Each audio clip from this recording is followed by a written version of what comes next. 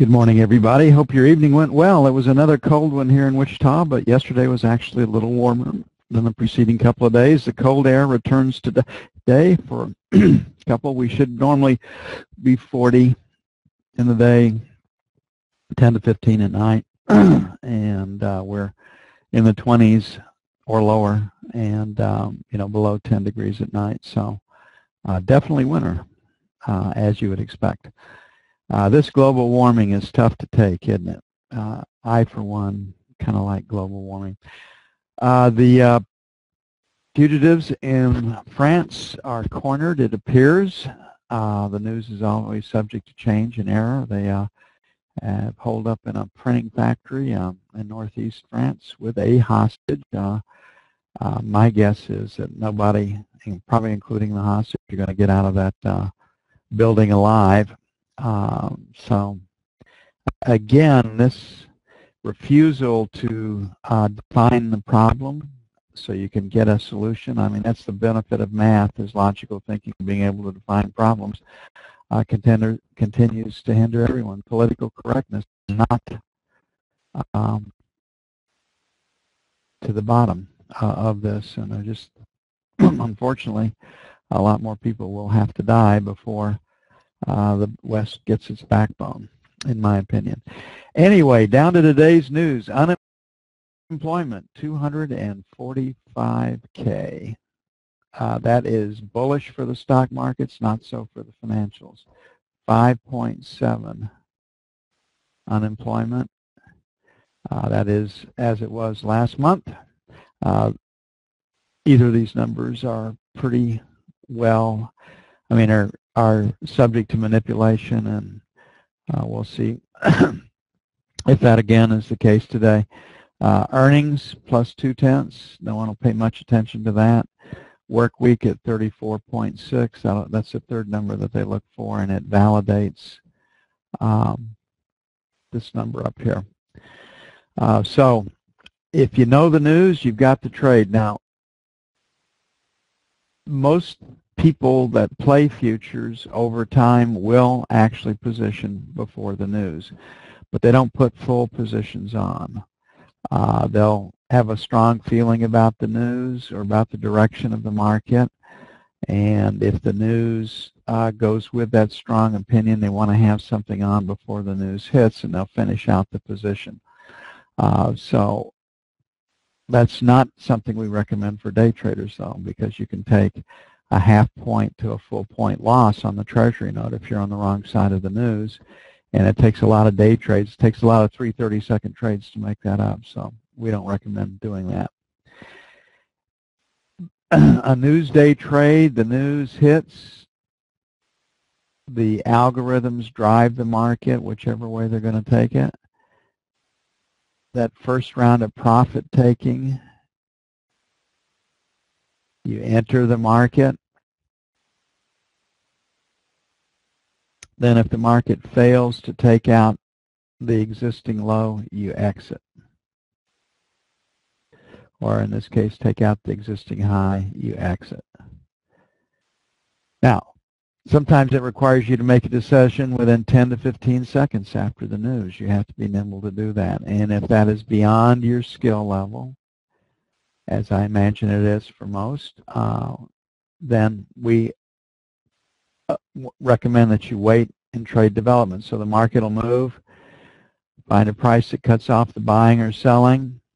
It'll retrace, find out where support or resistance is, then it'll move into development. And on the 10-year, you can usually trade development plus or minus 230 seconds.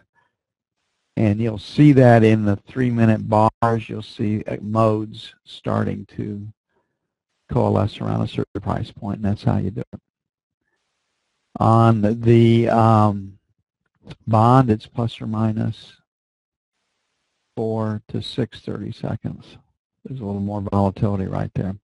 So as it stands right now, volume in the 12 area. That is the volume most recent in the market's memory, and it has to be taken out for the buying to continue. You can see volume-wise, we've got a P. So the market which sold down into the news, is playing for a lower than forecast non-farm payroll number right now. Resistance is at 12 to 16, and then our 20 to 24. And on the buy side, we've got pretty good support down here in the 128 even, 128.04. And then the support will fall down into our 24 to 28 level. So this will be buy 2, buy 1. And again, it's a newsday trade, sell 1, sell 2. And you just, if you don't know the news, you pretty well are stuck waiting for the market to settle down. The news out overnight was negative for Europe. Germany lost.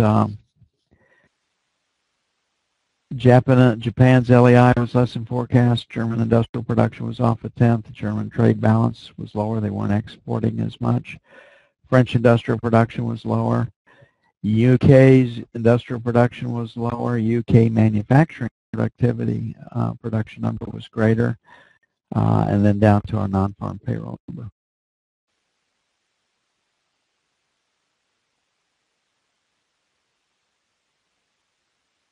So once again, the news coming out overnight is negative for worldwide economic growth.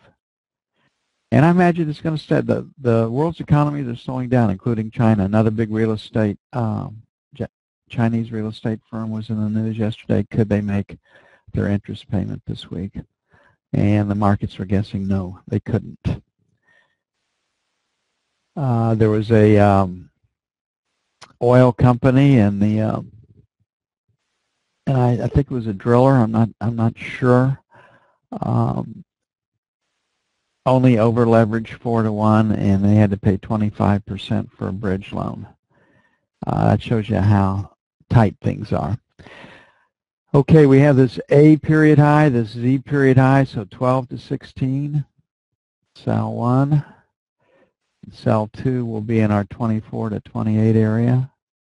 Again, this is without news. Once again, if you know the news, you have the trade. 28 to the buck will be buy 1, and then 20 to 24 will be buy 2. Now on this one, you can put a scoop order 1 point away from where the market is. Let's say it's trading at 9, about 30 seconds before the news announcement hits. You can put a limit sell at 48.09 and 46.09. beneath it and try to scoop something up. That's not a guaranteed trade, but usually the market moves a point, 3/4 to a full point away from where the market is when the news announcement hits on the 30-year. And if you wanted to play something, that's not a bad way to do it.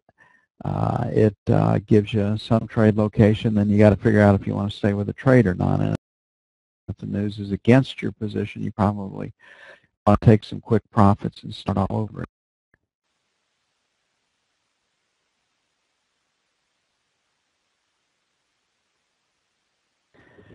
Okay, if there was a market where the leak where the news was known at 4 p.m. on the day before major news announcements, the Bureau of Labor Statistics contacts over 100 people in our government so they can write their speeches on the impact of the news for whatever their agency happens to be doing. And so the news sometimes is leaked. And it doesn't have to be a direct leak like tomorrow's non-farm payroll number is X. You know, Goldman, Citi are probably the two biggest ones. J.P. Morgan have people placed all over the government that work for agency heads, bureau heads, and they can go in before they head off, tell them the preceding night and ask them how things are going, and you know, how should we should I get in early tomorrow to help with the news, or what is the deal going to be? And then you can get by asking the right questions, you can probably get to the number as forecast, or better or worse than forecast. So gold is going to hit the news at 12:10. There is a seller over 20 right up here, so this thing can move 15 points, 15 handles. So if where you hit the news at 12:11, a limit sell at 12:26, or a limit buy at 11.96 would be a way to play this 15 handles away. And that doesn't mean it can't run 25 to 40. It's a very, very volatile contract, but that usually will get you in. So we're going to hit it at 12:10. The expectation is 245.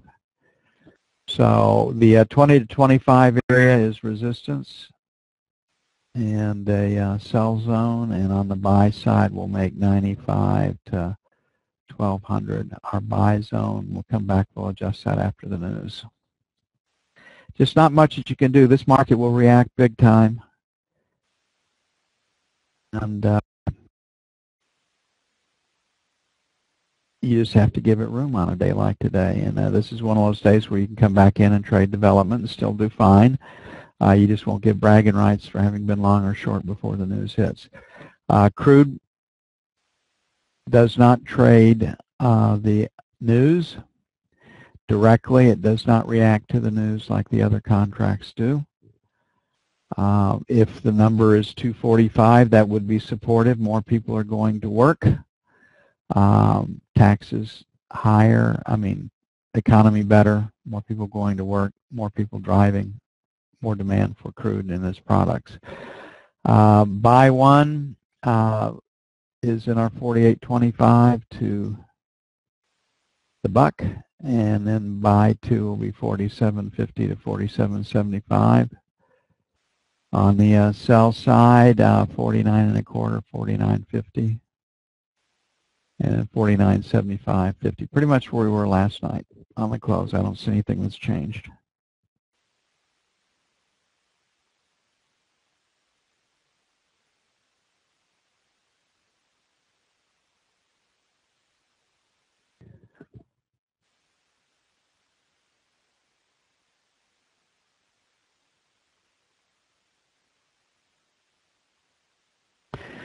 Okay, if the numbers come in as forecast, 245,000, the euro should sell. That'll show that our economy is stronger on a relative basis than the European economy, and it will. Our numbers will come in showing that it is stronger.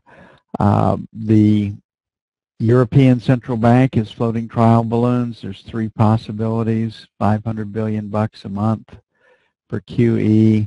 They're seeing which one the market takes better. They're still deliberating. They're still trying to come up with a plan, so the devaluation doesn't start today. It'll be sometime in the future.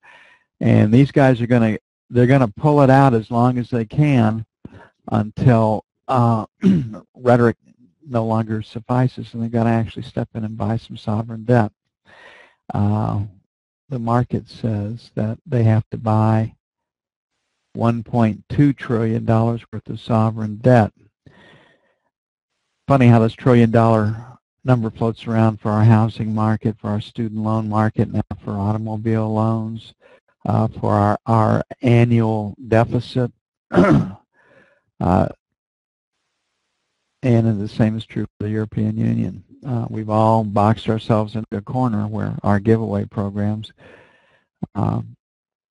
put about an extra $1 trillion burden a year on the budget, on governments, and they feel like they have to do it to stay in office. Remember, it's all about a politician keeping their job. And to show you how that works, last night, Obama came out and said the administration would pay for 2 years of community college. Didn't say where the money was coming from, but that doesn't mean it'll actually pass, but it's just, I'm going to give you something if you vote for me. That's the way it's done. Okay, so where is resistance? We've got 50 plus or minus, sell 1, sell 2 at 75.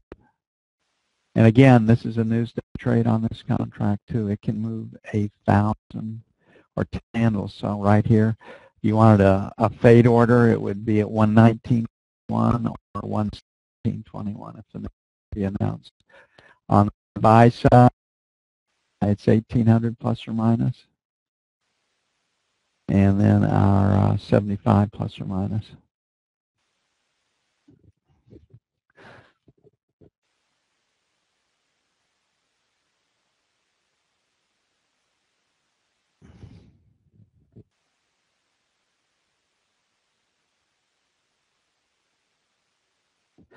Down to the E-mini.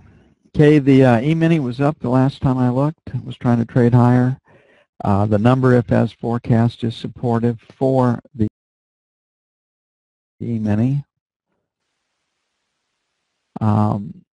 This 55, 57 is an important area. We showed that from the other day where the spill was. So we've got, if there weren't any news coming in, first sell would be 55, 57, and then 59.61 for sell 2. If we get through that 55, 57, next best resistance is up here in the 67 area. On the buy side, without news, we would be leaning against this 2-letter ledge, so we would have a 45, 47 for buy 1, and then a 40 to 42 for buy 2, picking up this breakout. But news is where we are. Now, this market usually moves about 10 points if the news is off of the consensus. So the scoop order at 2040 and at 2060 would be one way to play this. If you have a positive bottom line, if you know how to trade and you know how to put money back in the account. If you don't have a positive bottom line yet, don't take that kind of trade. Too much risk involved. Let the dust settle. Come back in and work it. Okay, I'll be back on the half hour with the news. Again, if you know the news, you have the trade. See you then.